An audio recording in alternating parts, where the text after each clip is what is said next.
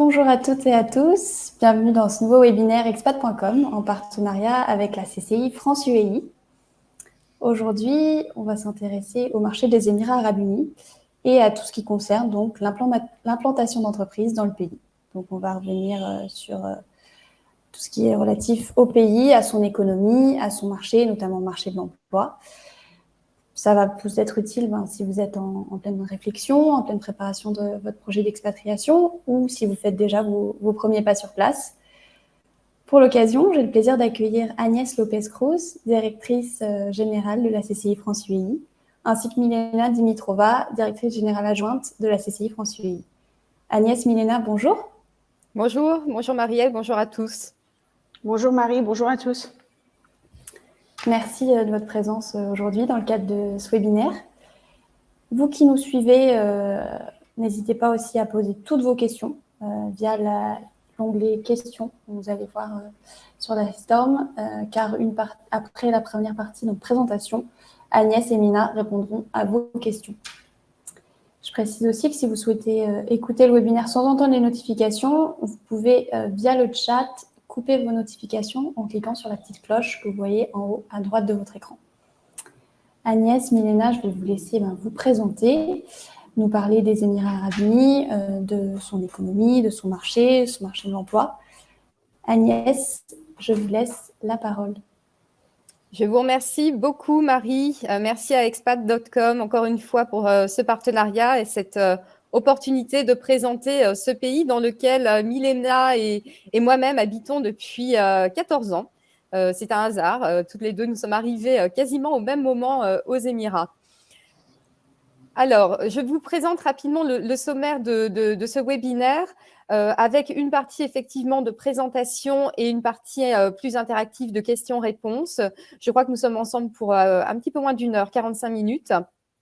Je vais donc vous présenter assez rapidement les différents acteurs qui sont basés aux Émirats pour aider les entreprises françaises à se développer, à s'implanter et à croître aux Émirats et dans la région. Je vous présenterai aussi évidemment la Chambre de commerce française des Émirats que j'ai le bonheur de diriger depuis quelques années. Je reviendrai sur la singularité des Émirats Arabes Unis et ceci à différents niveaux, comme vous pourrez le constater. Et puis, je passerai la parole à ma collègue Milena Chemin, mon adjointe pour le bureau de Dubaï et des Émirats du Nord, qui vous parlera plus précisément du marché du travail aux Émirats et puis qui donnera également aux entrepreneurs et aux entreprises des conseils pour faire des affaires aux Émirats Arabes Unis. Et comme nous l'avons dit avec Marie, nous allons essayer de garder un temps maximal de questions-réponses avec vous.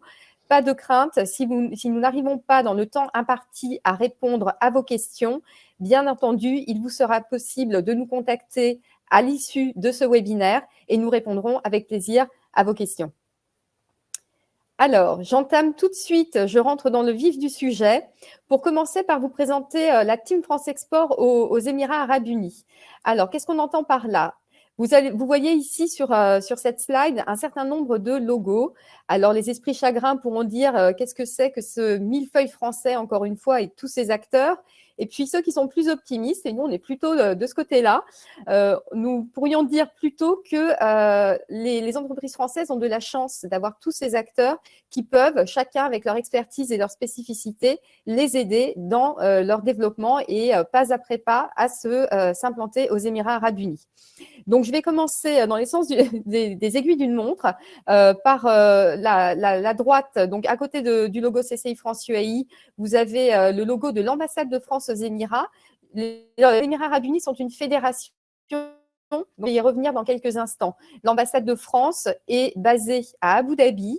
Les services économiques sont basés à Abu Dhabi.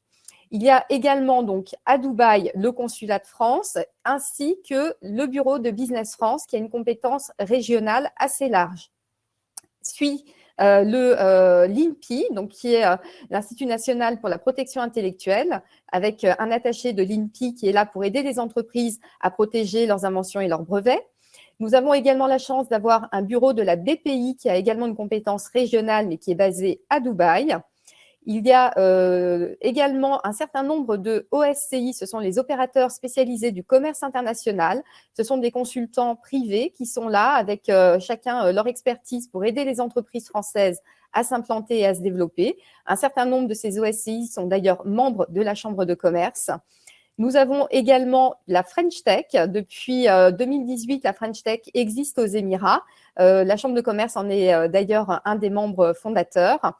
Et nous avons une quarantaine de startups françaises qui se sont développées aux Émirats et ce chiffre continue de croître.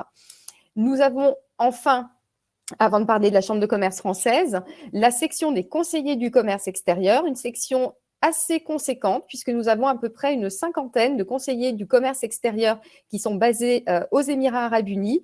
Et comme vous le savez peut-être, les conseillers du commerce extérieur ont dans leur mandat non seulement de remonter de l'information sectorielle terrain pour les autorités françaises, mais également d'ouvrir leur carnet d'adresses pour aider les entreprises et les entrepreneurs à trouver des contacts pertinents pour leurs affaires. Alors, je vais rentrer un peu plus dans le détail en ce qui concerne la Chambre de commerce française aux Émirats. Qui sommes-nous? Eh bien, nous sommes d'abord un membre du réseau international des chambres de commerce françaises à l'international. Donc, c'est un réseau de 125 chambres dans 90 pays. Et aujourd'hui, notre chambre de commerce aux Émirats représente un réseau d'à peu près 500 entreprises membres. Ces 500 entreprises, c'est à peu près 11 000 contacts qualifiés sur les Émirats et dans la région. Et cette communauté d'affaires extrêmement diverse et dynamique, elle représente la plus grande communauté d'affaires française, francophone et francophile au Moyen-Orient. J'ai toujours coutume de dire, nous ne sommes pas un village gaulois et nous avons donc une communauté qui est extrêmement diverse avec des sociétés locales, des sociétés libanaises, des sociétés indiennes, toutes sociétés qui souhaitent faire du business avec les sociétés françaises, avec évidemment une prépondérance de sociétés françaises en termes d'adhérents à la Chambre. Et puis, le dernier graphe que vous voyez sur la droite, c'est la typologie de nos membres. Et nous avons là aussi une typologie assez partagée, puisque nous avons 46% de groupes multinationaux qui sont basés aux Émirats avec une compétence régionale et qui sont membres de la Chambre. Nous avons 41% qui sont des SMEs, donc des PME, TPE. Et puis 11% qui sont des individuels, des consultants à titre individuel, des entrepreneurs, des freelancers. Nous animons la communauté d'affaires de façon sectorielle et fonctionnelle, c'est-à-dire que nous avons fait une sorte de maillage de notre communauté pour bien comprendre leurs problématiques, leurs enjeux et les aider le plus finement possible. Pour ce faire, nous avons donc en colonne vertébrale un certain nombre de comités sectoriels que vous voyez s'afficher sur la gauche de votre écran.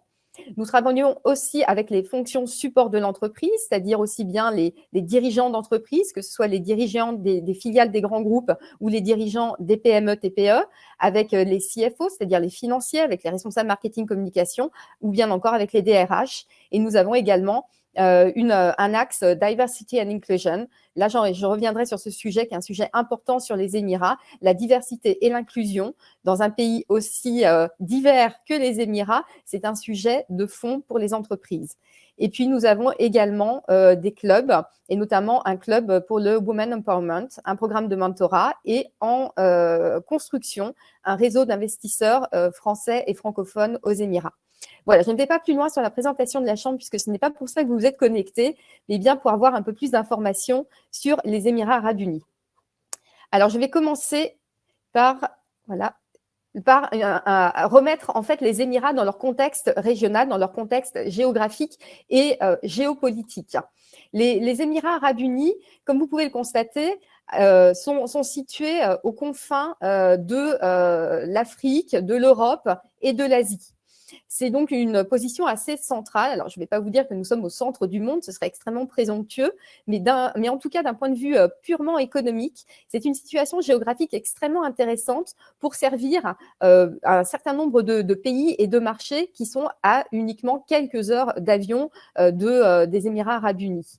C'est donc une plateforme régionale qui est extrêmement prisée par les entreprises, avec des entreprises qui ont de ce fait une implantation aux Émirats et un périmètre d'action de plus en plus large.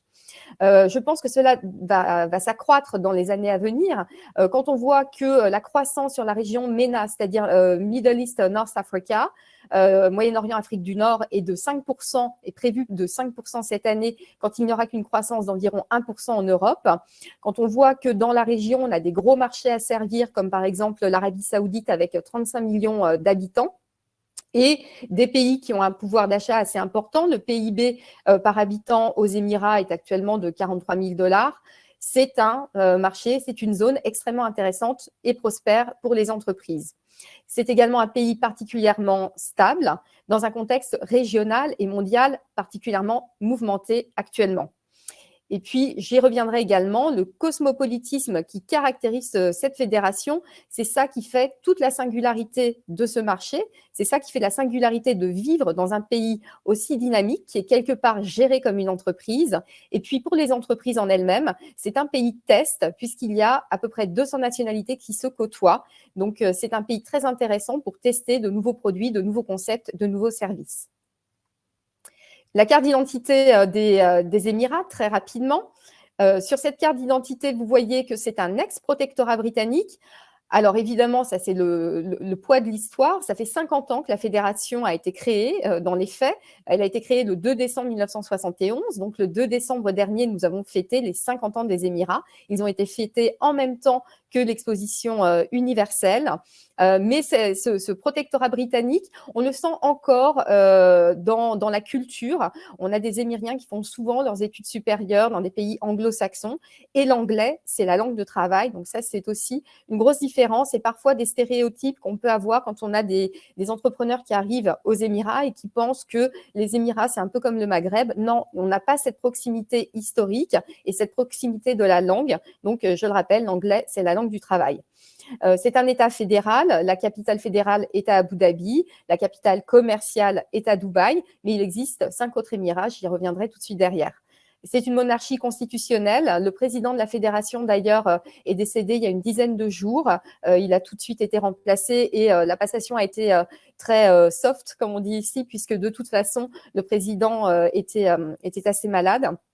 Et c'était de toute façon le nouveau président qui était déjà à la manœuvre depuis plusieurs années.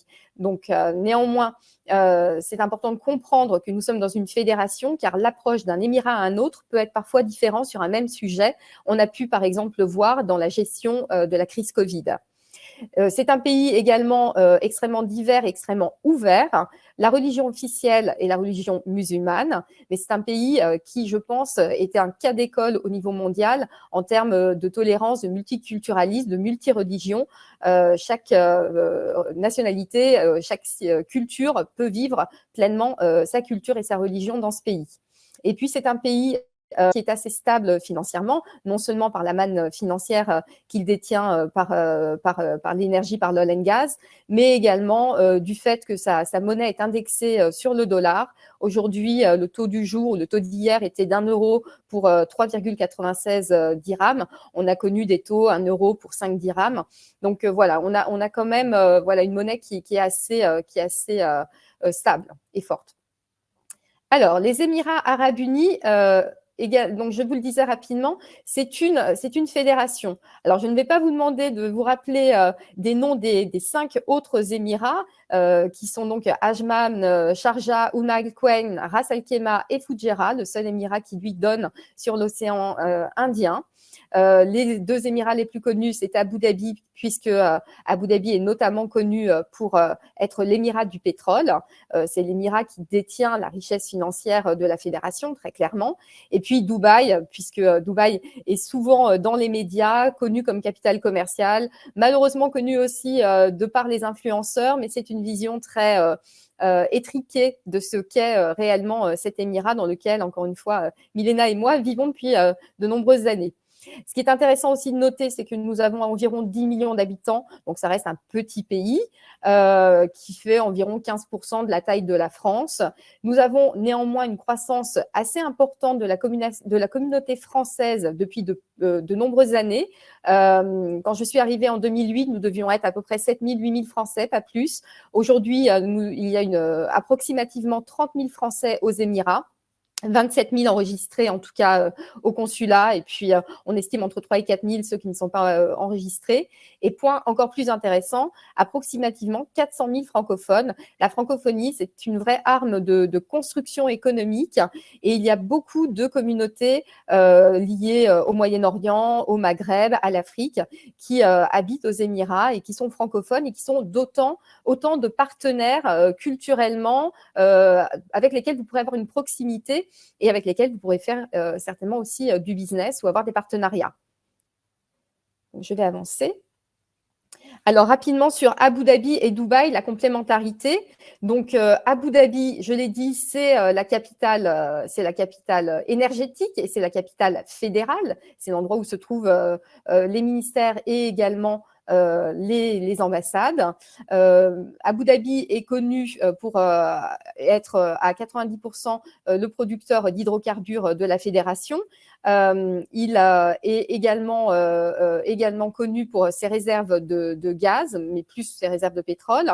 Et il est également connu pour être le lieu où a été fondé un certain nombre d'outils de financement pour les Émirats. Je pense particulièrement au fonds souverain ADIA, à Mubadala, avec lequel la BPI a d'ailleurs conclu un partenariat sur certains secteurs clés pour financer des sociétés françaises.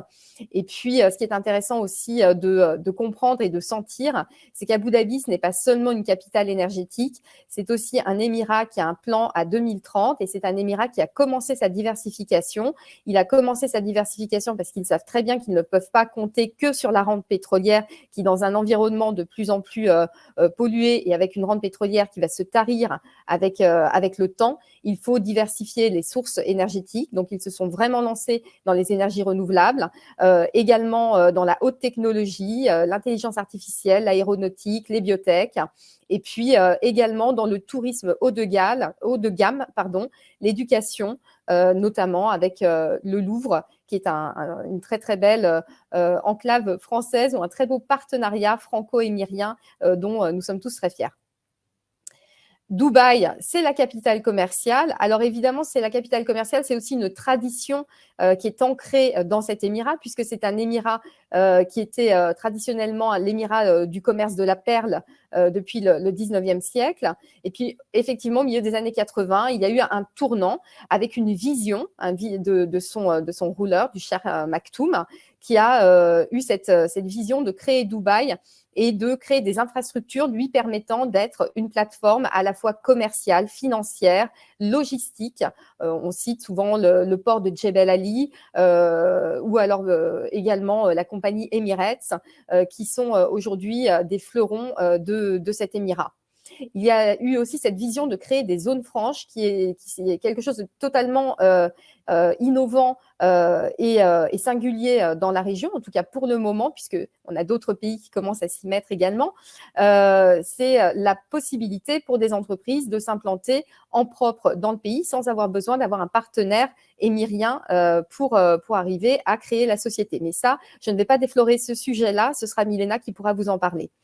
C'est un émirat en revanche pour lequel qui ne détient pas de pétrole, donc ça veut dire qu'il est extrêmement aussi touché par les fluctuations commerciales mondiales et on a pu le voir par le Covid avec une dépendance très importante aussi au tourisme.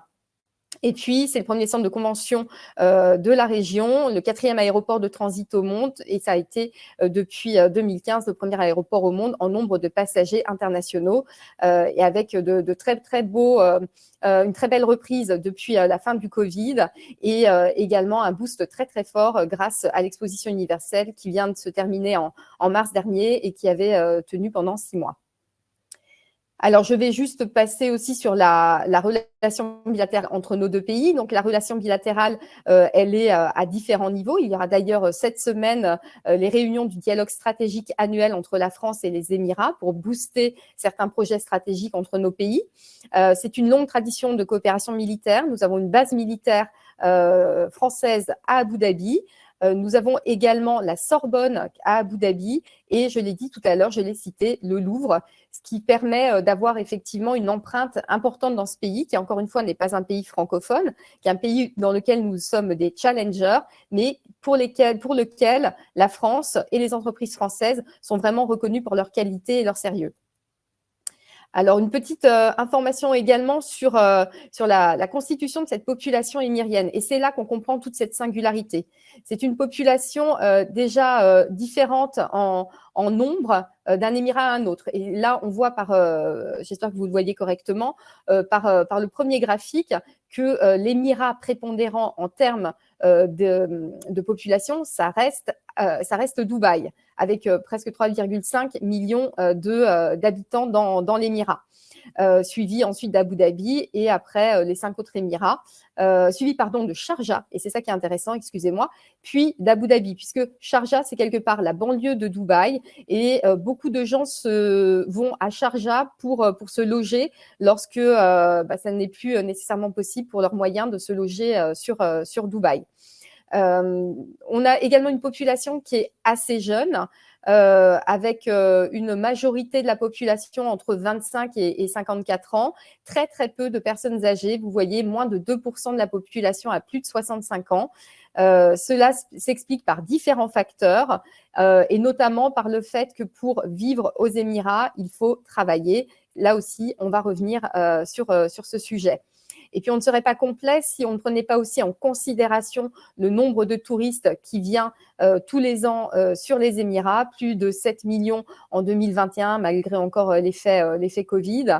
Quand on a une population d'un petit peu plus de 10 millions, 7 millions de touristes, on ne double pas, mais pas loin la population, rien qu'avec les touristes. C'est dire si l'économie du tourisme est également importante et cruciale pour ce pays. Et puis, il nous paraissait important d'insister sur ce melting pot. Parce que quand vous allez venir aux Émirats, que ce soit pour y vivre, pour y travailler, pour y installer votre famille, pour y installer votre entreprise, vous n'allez pas être, comme on le disait un petit peu précédemment, en contact direct avec des Émiriens. C'est assez rare finalement, puisque les Émiriens, vous le voyez sur ce premier graphique sur la gauche, ils ne représentent que 11%, un peu moins de 11%, de 12%, pardon, de la population totale, avec des expatriés qui sont, eux, la très, très grosse majorité de la population à 88%.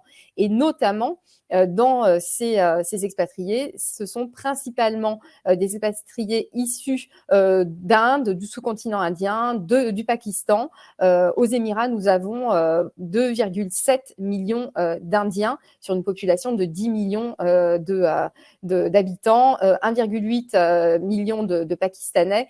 Donc, j'ai toujours tendance à dire, pour caricaturer, Dubaï, c'est plus Mumbai que Marrakech. Quand vous venez aux Émirats, ne vous attendez pas nécessairement, encore une fois, à fréquenter de suite des Émiriens. C'est très, très rare d'arriver à les fréquenter parce qu'ils font vraiment partie de la minorité de ce pays, mais ils sont évidemment à des postes prépondérants dans le secteur privé et dans le secteur public. On a donc 200 nationalités qui se côtoient. Et puis, à titre d'exemple, pour vous montrer encore cette ouverture des Émirats, vous l'avez peut-être suivi en 2020. À l'été 2020, les Émirats ainsi que Bahreïn ont signé les accords d'Abraham avec Israël. Eh bien, figurez-vous qu'aujourd'hui, on vit encore un petit bout d'histoire, puisque normalement, aujourd'hui, doit se signer le premier accord de libre-échange entre Israël et un pays arabe. Et ce pays arabe, ce sont les Émirats arabes unis. Donc, tout ça pour vous dire que ce melting pot, que ce creuset que sont les Émirats, c'est assez étonnant de vivre dans un tel pays parce qu'on s'aperçoit qu'il y a des nationalités diverses et variées, des gens qui viennent d'horizons divers et variés, et pourtant, la mayonnaise prend, et pourtant, nous sommes dans un pays qui est quand même globalement très sécurisé, un pays où les gens se respectent. Et c'est une des raisons pour lesquelles l'Expo universelle a été organisée pour la première fois dans un pays arabe, aux Émirats arabes unis, qui avait gagné donc cette compétition pour organiser ce méga événement mondial. J'accélère pour vous donner quand même quelques informations aussi sur la place des femmes. La place des femmes aux Émirats arabes unis, c'est souvent aussi sujet à stéréotypes.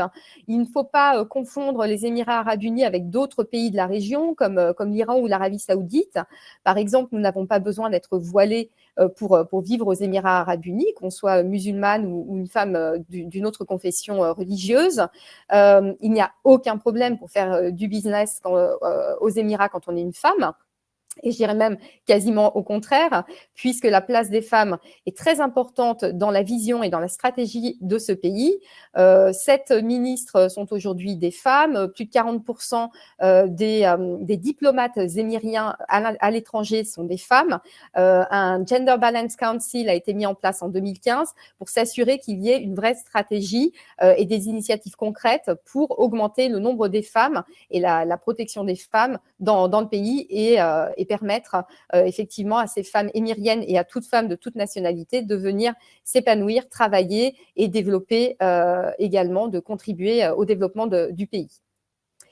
Alors, je vous décris un pays quasi idyllique, mais attention, il y a tout de même des points de vigilance importants à garder en tête.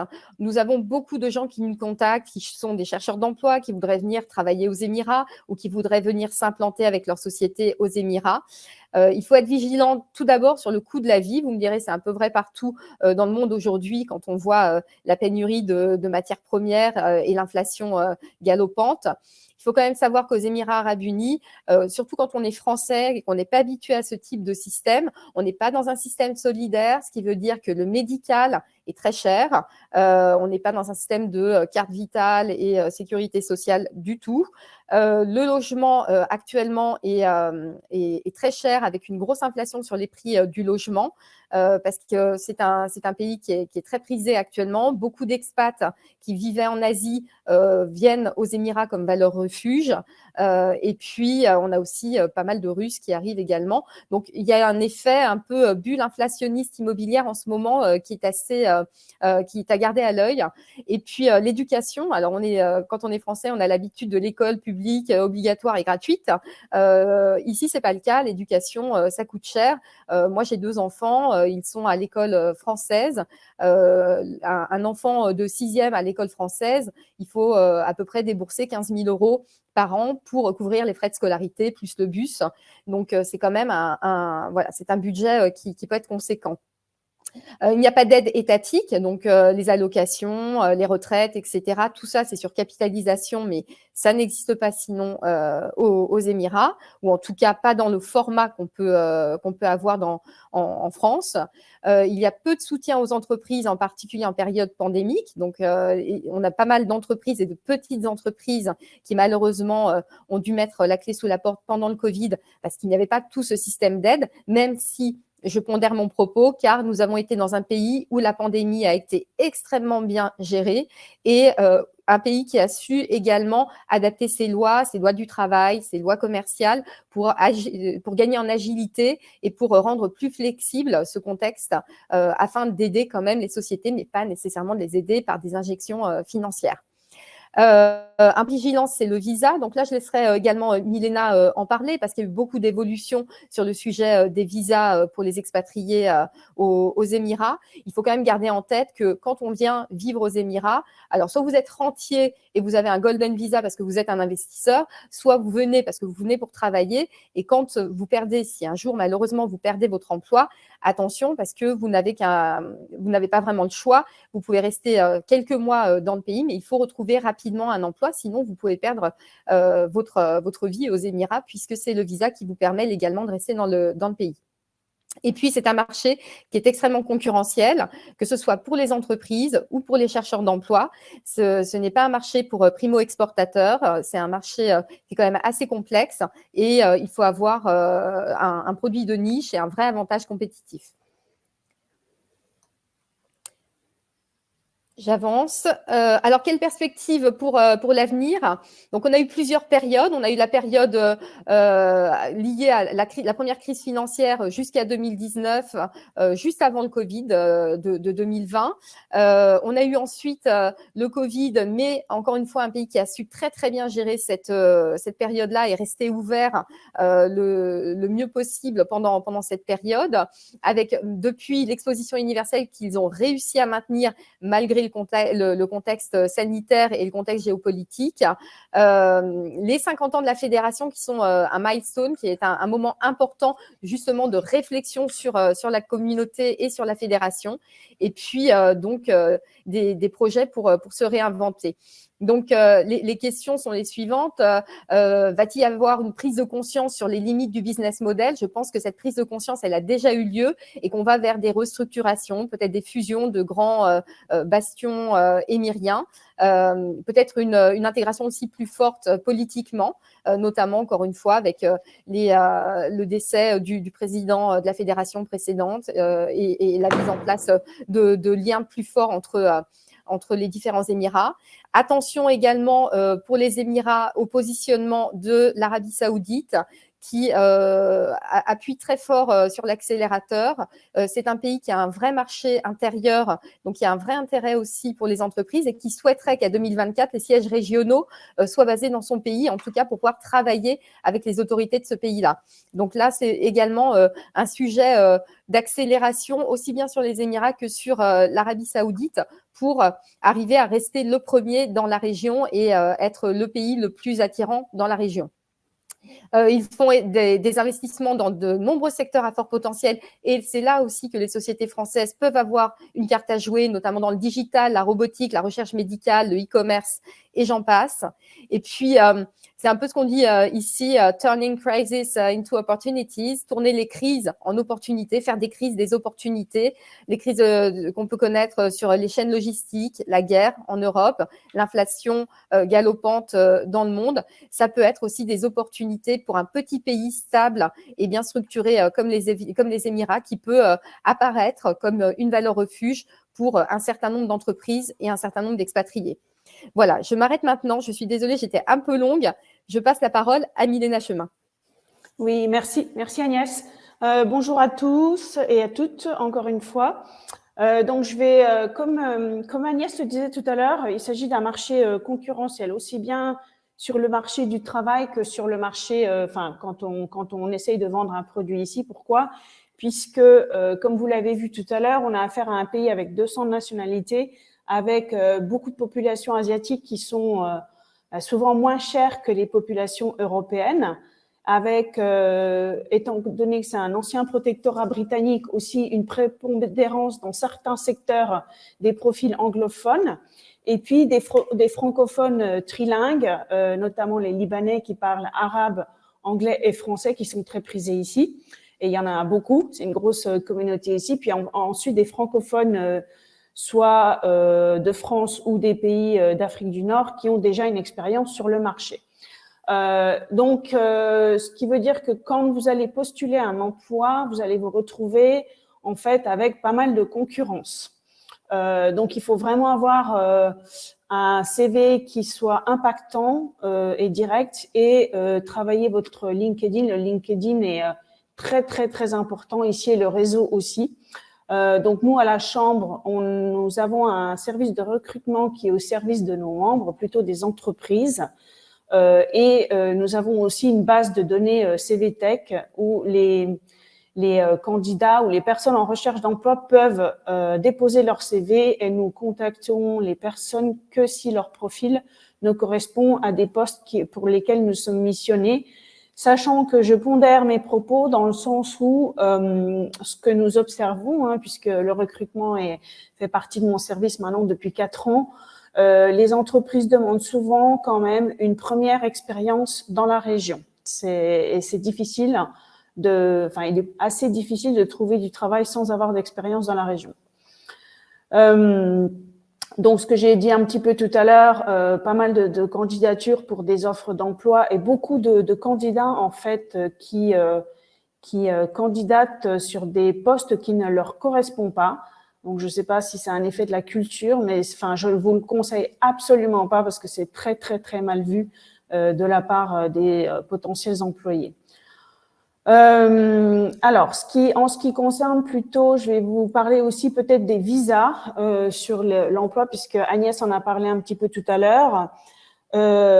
Donc, ce qu'il faut comprendre, c'est que c'est pas un pays social dans le sens où le chômage n'existe pas comme en Europe, même si dernièrement, il y a eu beaucoup d'évolutions sur les visas.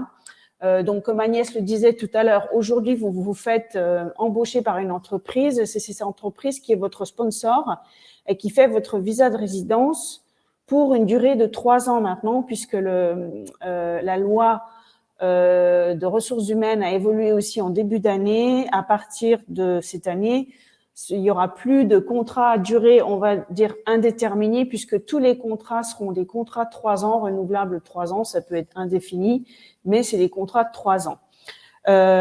Si vous créez une société, le fait de créer votre structure, que ce soit en zone franche ou avec un associé local, vous donne le droit d'avoir des visas pour vous, pour vos familles, pour vos employés aussi. Et puis, ce qu'ont lancé aussi dernièrement les Émirats arabes unis pour attirer des talents et pour attirer aussi de nouveaux talents et faciliter la vie aux chercheurs d'emploi, c'est que auparavant, vous rentriez en tant que Français sur le territoire, vous aviez 3 mois pour trouver du travail, donc, sous visa de touriste, et vous deviez ressortir du territoire. À partir de la fin de cette année, ils vont lancer ce qu'ils appellent un visa de recherche de travail qui peut aller jusqu'à 6 mois. Et puis, ils ont mis en place aussi des visas de 5-10 ans qu'on appelle des golden visas pour permettre à certains talents de rester ici, ou si vous investissez plus de 2 millions de dirhams dans une propriété ici, d'avoir un golden visa de 10 ans. Ensuite, ils ont fait aussi le nécessaire pour essayer d'attirer des retraités avec un certain niveau de vie, puisque bon, ici, il n'y a pas de retraite, comme Agnès vous l'a dit. Mais par contre, ils recherchent à attirer des retraités à fort pouvoir d'achat. Donc, ils ont créé un visa de retraité si les retraités sont prêts à investir dans l'immobilier ici aussi. Je vais passer rapidement sur quelques conseils pour faire des affaires ici. Donc culture musulmane, mais qui est très, très, très ouverte. Donc, la langue, comme l'a dit Agnès tout à l'heure, des affaires est l'anglais. Vous n'aurez pas affaire à des Émiratis, sauf si si vous devez avoir des rendez-vous dans des organismes gouvernementaux, donneurs d'ordre. Ce qui a changé aussi depuis le début de l'année et qui est le seul pays de la région qui l'a fait, c'est qu'on a switché sur le week-end pour nous aligner sur le week-end européen. Donc, nous avons maintenant un week-end samedi et dimanche, alors que depuis les dernières 14 années pendant lesquelles nous avons vécu ici, Agnès et moi, le week-end était le vendredi-samedi. C'est le seul pays qui a switché dans la région. Je pense que c'est aussi une façon de se différencier par rapport à l'Arabie Saoudite et d'être plus proche au niveau culture des affaires de l'Europe. Donc, un décalage horaire de 2 heures l'été, de 3 heures l'hiver, une TVA unique de 5% pour l'instant et des taxes d'importation de 5% aussi, sauf sur les produits de première nécessité qui sont les produits agroalimentaires et certains produits dans la santé. Alors, quand on veut venir faire des affaires ici, c'est très variable et on ne peut pas donner de moyenne, mais vous pouvez signer des contrats très rapidement comme très lentement. Donc, il faut s'armer d'un peu de patience. Ils détestent être pressés, enfin, surtout là, dans la culture arabophone. Et donc, la relation au temps est importante ici et surtout, ce qui est important aussi, c'est d'avoir une relation personnelle avec votre interlocuteur et d'avoir une relation aussi à même niveau. C'est-à-dire que si vous voulez rencontrer un CEO d'une entreprise, il va falloir que vous mettiez le CEO de votre entreprise en face et pas quelqu'un d'autre, parce qu'ils sont assez à cheval sur les titres dans la région. Et ce qui est important aussi de savoir, c'est que culturellement, ils vont ils attendent que vous soyez à l'heure au rendez-vous, même si eux ne le sont pas forcément. Donc voilà, et quand vous allez commencer un entretien, ne pas commencer directement dans le vif du sujet, mais prendre le temps de demander des nouvelles de la personne, de la famille, de s'intéresser à la personne pour justement construire cette relation. Donc quelques facteurs clés de succès en tant qu'entreprise qui souhaite s'exporter ici. Il faut être très réactif. Donc première approche par email, très bien, on obtient un rendez-vous. Par contre, le suivi par email, ça ne marche pas. Donc il faut vraiment pas hésiter à décrocher son téléphone et à récupérer l'équivalent du 06 de la personne ici, parce que beaucoup d'affaires se font par WhatsApp. Même nous, en tant que chambre, quand nous organisons des missions de prospection pour les entreprises qui veulent se développer ici, on reconfirme tous les rendez-vous par WhatsApp et nous avons tous nos interlocuteurs par WhatsApp. C'est très pratique et c'est comme ça que ça marche. Avoir une vraie valeur ajoutée aussi qui soit visible en fait du premier abord, parce que encore une fois, c'est un marché concurrentiel et mature, donc on vous attend pas forcément avec les bras ouverts à n'importe quel prix. Il faut avoir une valeur ajoutée dans votre produit. Ensuite, quelques autres facteurs clés de succès, c'est d'avoir tous vos supports de communication en anglais. C'est indispensable et ils sont très références dans la région, donc avec des références régionales ou européennes de grands groupes ou de petites PME. Et puis, reconfirmer vos rendez-vous la veille. Alors, pour ce qui est d'investir humainement sur la région, donc vous avez plusieurs possibilités. C'est soit de mettre en place un VIE, soit de vous implanter localement, soit d'implanter quelqu'un en portage. Donc, c'est les trois possibilités qui existent aujourd'hui, sachant que le VIE a l'avantage d'être financé par pas mal de régions en France. Et sur l'implantation, donc traditionnellement, on avait une implantation soit en zone franche, donc ça, Agnès en a parlé un petit peu tout à l'heure, soit sur le territoire national avec un sponsor local. Ce qu'ont fait les Émirats Arabes Unis, c'est d'ouvrir un peu l'implantation locale l'année dernière en permettant aux entreprises dans certains secteurs clés qui sont importants pour le pays de s'implanter localement sans sponsor local.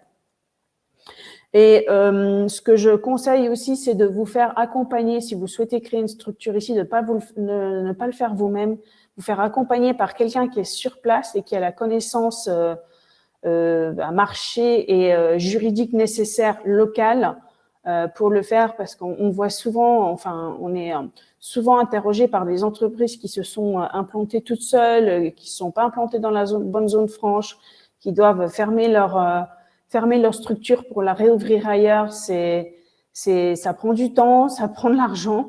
Donc, n'hésitez pas vraiment pas à vous faire accompagner. Voilà, donc je pense qu'on va pouvoir passer aux questions-réponses. Ah, ouais, Agnès, je crois que tu voulais faire le petit mot de la fin. Pardon, on va passer, oui, aux questions-réponses. Non, c'était simplement ce petit clin d'œil à la fin pour vous dire que sky is the limit, le ciel, c'est la limite aux Émirats. On a la chance d'être dans un pays qui, certes, a beaucoup de défauts, comme beaucoup de pays, mais qui a une vision, qui a une ambition et dans lequel on ne s'ennuie jamais. Et c'est bien pour ça que le titre, c'était le dynamisme des Émirats Arabes Unis, parce que si vous êtes bien dans un pays qui ne dort pas, c'est bien les Émirats Arabes Unis. On va répondre à vos questions. Merci Agnès, merci Milena pour ces explications. On passe à la partie questions-réponses. Si vous n'avez pas encore eu le temps de poser votre question, n'hésitez pas à le faire, hein, il est encore temps. Juste privilégier l'onglet questions si possible, voilà, pour la poser. Alors, donc on a collecté des réponses pendant votre inscription et là, vous avez posé vos questions. Donc, une question de Mamadou. Quels sont vos conseils pour trouver un emploi et pouvez-vous nous parler de la stratégie d'émiratisation de l'emploi et des conséquences pour les expats? Peut-être plus Milena. Enfin, je vous laisse voir. Alors, sur le conseil pour trouver un emploi, ça, j'en ai déjà un petit peu parlé. Hein, donc, il y a des… voilà, il faut s'adresser aux cabinets. Il y a des grands cabinets comme Monster Golf, comme Career, et puis énormément d'offres qui sont faites sur Internet. La stratégie d'émiratisation existe bel et bien, mais encore une fois, c'est balbutiant pour l'instant, donc il y a très peu d'effets sur les expatriés aux Émirats Arabes Unis, parce qu'en fait, la population émirienne est restreinte, et ils préfèrent travailler dans le secteur public plutôt que dans le secteur privé. Donc en fait, le secteur privé a beaucoup de mal de les attirer. Donc aujourd'hui, il y a très peu de conséquences sur les expats à ce jour, et je pense pas qu'il y en aura énormément dans les années qui viennent.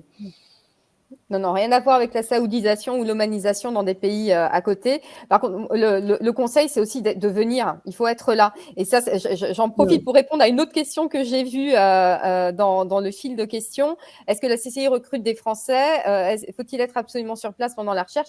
On recrute tout type de nationalité. On doit avoir 5 ou 6 nationalités au sein de notre petite équipe de 20 personnes. Effectivement, on va procéder comme les autres entreprises procèdent aux Émirats, c'est-à-dire que dès qu'on met un CV, on a tout de suite énormément de candidatures, et nous ne considérons que les candidatures des personnes qui sont dans le pays et pas les candidatures de personnes qui sont en France ou ailleurs, parce qu'on a besoin de personnes qui soient opérationnelles rapidement, qui puissent être réactifs rapidement, faire les démarches rapidement, et encore mieux s'ils ont une connaissance du Moyen-Orient, et encore mieux s'ils ont déjà leur logistique personnelle mise en place. Oui, alors je vois qu'il y a des questions aussi sur le visa télétravail. Effectivement, ils ont lancé le visa télétravail, c'est-à-dire que vous n'êtes pas obligé de travailler pour une société émirienne et avoir ce visa. Vous pouvez être sous contrat d'une société étrangère qui vous autorise à télétravailler et demander le visa de résidence, parce qu'en fait, le visa de résidence définit tout, dans le sens où vous pouvez pas louer de logement, ouvrir de compte bancaire, ouvrir une ligne de téléphone, ouvrir votre ligne d'eau et d'électricité sans ce visa. Donc voilà. Et qu'est-ce que j'ai vu d'autre comme ah oui, la question était posée aussi de savoir s'il y avait plus de travail sur Dubaï ou Abu Dhabi. En tout cas, nous, au niveau de notre service, on voit qu'il y a beaucoup plus d'offres à Dubaï qu'à Abu Dhabi. Abu Dhabi est un peu plus traditionnel, on va dire, au niveau population et même travail. Et ils sont très concentrés défense, culture et oil and gas, alors qu'à Dubaï, ils sont beaucoup plus orientés services. Donc, voilà. Une question peut-être d'Amona, qui demande comment la CCI aide, accompagne les créateurs de sociétés à Dubaï.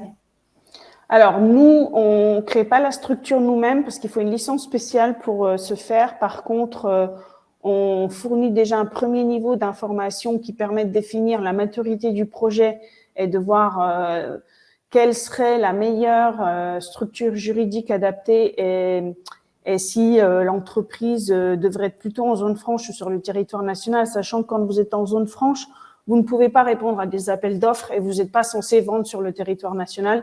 C'est pour le marché de réexport. Et puis ensuite, nous avons des membres qui sont spécialisés dans la structure et qui savent accompagner les entreprises et qui prennent le relais quand le projet est mature. D'accord. Une question peut-être aussi d'Alexandre. Est-il possible d'être salarié et de créer une entreprise en parallèle? Si oui, peut-on passer sous le visa de son entreprise? Oui, de toute façon, oui. À part si dans le contrat de travail, l'entreprise spécifique, vous n'avez pas le droit de créer la structure, mais nous, on connaît pas mal de personnes qui le font. Et une fois que vous créez votre structure, effectivement, celle-ci vous donne droit à des visas et vous pouvez avoir le visa de l'entreprise.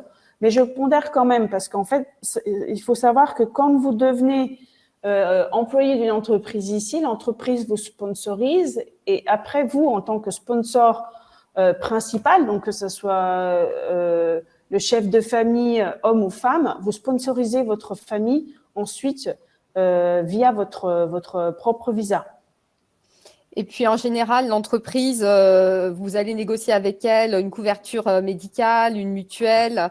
Donc, il est préférable quand même de rester sous le visa de votre employeur pour ne pas avoir double frais sur ce type de choses que vous aurez pu peut-être négocier dans le cadre de votre package salarial. Mais il est vrai qu'il y a beaucoup de gens qui, en tout cas de plus en plus, qui créent en parallèle une petite société de freelancers, de consulting, ce qui permet d'avoir quelque part un matelas de sécurité. Si vous perdez votre emploi, vous avez encore la possibilité de vous auto-sponsoriser via votre société et ça vous laisse le temps de rebondir et de retrouver éventuellement un autre emploi. D'accord. Une question de… beaucoup de questions, c'est bien. Une question de Nabil. Bonjour, je suis actuellement à Dubaï depuis 6 mois et je trouve que les processus de recrutement sont assez lents. Souvent, il faut harceler pour avoir des retours. Est-ce que c'est propre aux Émirats arabes unis? Je ne sais pas si c'est propre aux Émirats arabes unis, mais en tout cas, c'est très courant aux Émirats arabes unis, oui, effectivement. Les process de recrutement peuvent être assez longs. Alors, on a tous les cas. Hein. On peut avoir sur certains jobs, notamment des jobs de commerciaux, des process un peu plus courts, mais ou sur certaines fonctions support.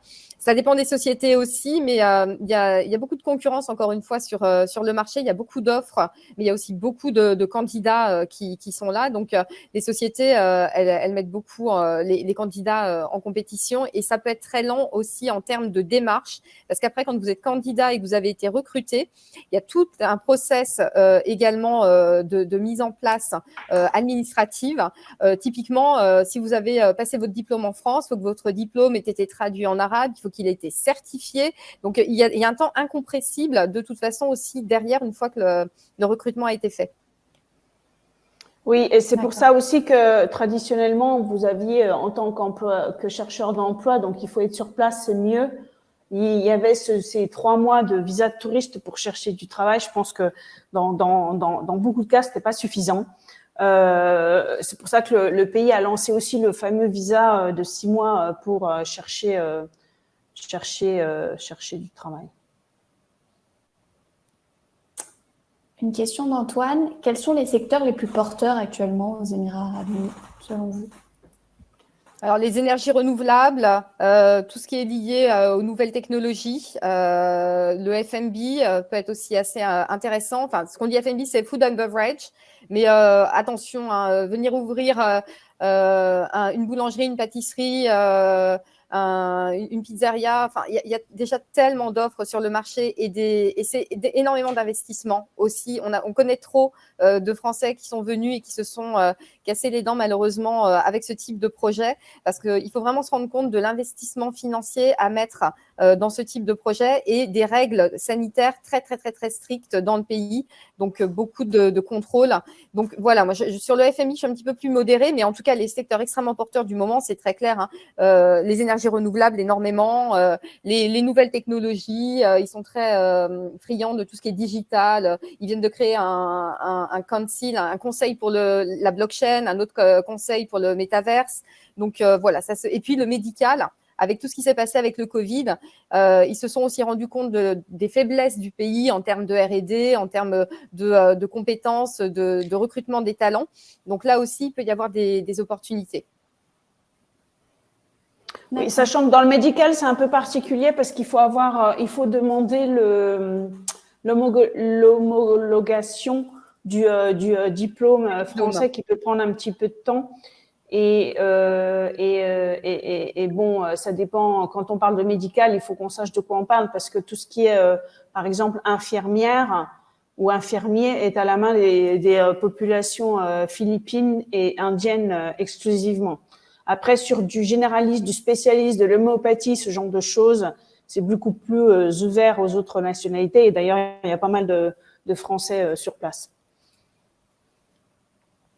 Une question peut-être de Lionel. Est-il possible de faire du bénévolat aux Émirats arabes unis afin d'avoir une première expérience dans la région? Oui, bien sûr. Oui. C'est toujours possible. Si vous êtes déjà sponsorisé par ailleurs et que vous avez une existence légale dans le pays, mais il est toujours possible de s'investir dans des associations diverses et variées. Beaucoup d'associations, hein, d'ailleurs, nous, on est sur l'aspect économique, mais d'aide à l'implantation des familles et des célibataires qui arrivent aux Émirats. Il y a un certain nombre d'associations qui existent. Et pour l'anecdote, on a même des associations maintenant par région de France. On en a pour la région PACA, les Savoyards, les Gascons. Donc, il y a quand même tout un réseau. Il y a une très grande solidarité, en tout cas, sur les Émirats de la communauté pour essayer d'intégrer les gens qui arrivent. D'accord. Faut-il s'y prendre à l'avance pour déposer le dossier d'inscription dans les écoles françaises? Alors, nous ne travaillons pas à l'école française, mais par expérience, oui, parce qu'on a de plus en plus, en tout cas, d'entreprises ou même de chefs d'entreprise qui nous contactent en nous disant « j'ai un collaborateur qui arrive et qui n'arrive pas à avoir de place pour ses enfants à l'école française ». C'est un vrai souci parce que les écoles dégorgent et il y a des listes d'attente. Donc, effectivement, si vous venez en famille avec enfants, il faut aussi prendre en considération ce sujet, je ne vais pas dire cette problématique, mais en tout cas ce challenge d'inscrire vos enfants dans une école qui corresponde à vos attentes. Une autre question de Mustapha sur l'impact du Covid. Vous disiez qu'il y avait eu peu d'impact, enfin, que ça avait été relativement épargné, mais comment se comporte le marché et l'économie des Émirats arabes unis post-Covid et spécifiquement Dubaï? Dubaï a extrêmement bien rebondi. C'est ça qui était quand même assez impressionnant parce qu'encore une fois, il y a cette agilité, cette capacité de prendre des décisions. Pendant le Covid, il fallait lire les journaux tous les jours parce que des décisions extrêmement structurantes pour la vie du citoyen comme pour les entreprises étaient prises du jour au lendemain et on en était informé par les journaux. Donc, les choses sont très bien reparties. Je pense qu'on a eu également cette chance incroyable d'avoir l'exposition universelle qui a été maintenue et qui a été contre toute attente, un succès. Alors, pas le succès espéré qu'auraient voulu les Émirats. Au départ, ils avaient tablé sur 25 millions de visiteurs. Ils ont fait 24 millions de visites. C'est pas tout à fait la même chose parce que rien que Milena et moi, on a dû y aller une trentaine de fois chacune pour le travail et pour le plaisir. Mais néanmoins, c'est un marché très, très, très dynamique qui a très bien rebondi. Et avec en plus ce terreau fertile d'implantation d'entreprises qui fait que la dynamique est là et s'auto-alimente en fait. D'accord. Une question d'Alexandre. Il est très difficile de trouver des informations sur les salaires à Dubaï. Avez-vous une source à recommander? Non, pour la simple raison qu'en fait, déjà, l'accès à l'information est difficile. Ici, vous n'avez pas d'équivalent de CABIS où, par exemple, le nombre d'employés et le chiffre d'affaires d'une entreprise est public. Et en plus, les salaires, malheureusement, dépendent de la nationalité et de la nationalité. Donc, c'est très difficile d'avoir une moyenne de salaire. En revanche, ce qu'il faut comprendre, c'est que les salaires ont une constitution qui est assez particulière. Il y a un basique et des allowances, c'est-à-dire qu'il y a un salaire de base et il y a des à-côté. Et c'est ces à-côté qu'il faut absolument très, très bien négocier pour avoir un salaire qui soit assez conséquent pour pouvoir vivre aux Émirats. Parce que vu de France, on se dit, mais c'est extraordinaire, les salaires sont x4, x5 par rapport à ce que je pourrais gagner en France. Mais encore une fois, il faut prendre en considération le coût du médical, le coût des écoles si vous venez en famille, le coût de ce qu'on appelle le housing, qui est aussi une allocation pour votre logement. Donc, ça, en revanche, au moment de la négociation, si besoin, vous pouvez contacter la Chambre et on peut vous conseiller sur comment bien négocier son package et comment est constitué le package entre le basique et les allowances pour avoir à peu près un niveau de marché. Comme question de Soumaya, justement, quel salaire minimum mensuel pour une personne seule? C'est une question un petit peu difficile en fait, Soumaya, parce que ça dépend de comment vous allez vivre. En fait, il y a 40% de votre revenu qui va passer dans le logement, puisque le logement c'est une grosse partie. Donc, pour ne pas être dans le besoin, il faudrait quand même compter. Je ne sais pas quelle est votre expérience et quel est votre âge, mais pour un premier emploi, il faut compter quand même 12-15 000 dirhams pour pouvoir voilà, sachant que vous devenez, vous sortez du cadre français et donc devez cotiser vous-même pour votre retraite, etc. Et encore une fois, il faut négocier son assurance avec son employeur, tous les à-côté qui ne sont pas nécessairement pris en compte dans le salaire facial que vous allez signer avec votre contrat. Alors, oui, la façon dont sont structurés les salaires, c'est que vous avez le basic salary et les allowances. Donc, le basic, c'est le salaire de base. Et dans les allowances, c'est très variable d'une entreprise à une autre et d'un poste à l'autre. Dans les allowances, si vous êtes seul, vous allez avoir peut-être quelque chose pour de l'essence et votre logement. Il y a des entreprises qui ne donnent pas d'allowance, donc ça dépend aussi où l'entreprise met le curseur sur le basique, parce que si le basique est élevé, il n'y a forcément pas besoin d'allowance. Enfin, c'est une façon de structurer le salaire. Et puis après, dans ce qui est obligatoire pour l'entreprise, c'est l'assurance santé. Donc ça, c'est obligatoire depuis 2018 aux Émirats Arabes Unis. Et après, les bonus, c'est le billet d'avion et puis les extras sur l'allowance. On va peut-être finir avec une dernière question. Merci pour toutes ces questions et celles auxquelles on n'a pas pu répondre, ne vous inquiétez pas, on vous redonnera les coordonnées de la CCI France UAE. Une question de Constance, auriez-vous des conseils donc, pour entreprendre aux Émirats Arabes Unis, ce qu'il faut savoir, ce qui change de la France, les points sur lesquels il faut être particulièrement vigilant concernant sa structure? Je dirais que, bon, oui, il faut avoir pour entreprendre ici, il faut avoir un projet qui tient la route parce que bon, c'est un pays où pas mal de Français ont entrepris. Donc nous, d'ailleurs, on a parmi nos membres pas mal d'entrepreneurs français de l'étranger.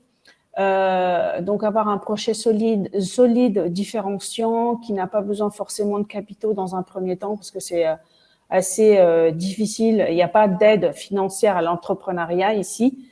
Après, il y a quand même pas mal de structures qui proposent des bureaux ou des licences à moindre coût pour les entrepreneurs.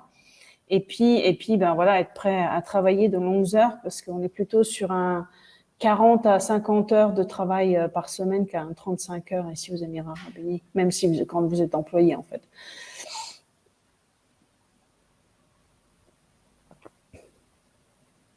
Super. Ben, merci. On va maintenant donc clore ce webinaire. Merci encore Agnès et Milena d'avoir partagé cette expertise et d'avoir pu répondre à ces questions et donner tous vos conseils. Et merci à vous d'avoir assisté à ce webinaire. Pour toute question complémentaire, donc n'hésitez pas à contacter les équipes de la CCI France UAE via l'adresse suivante, donc ccifranceuae@ccifranceuae.com. Normalement, sur le chat, vous allez avoir donc l'adresse aussi qui s'affiche. Et puis, pour toute question sur votre expatriation, votre quotidien d'expatrié aux Émirats Arabes Unis, je vous donne rendez-vous pour ma part sur le forum d'expat.com. Merci, prenez soin de vous et à bientôt. Merci Marie. Merci beaucoup. Merci. Merci, au revoir. Bonne journée à tous.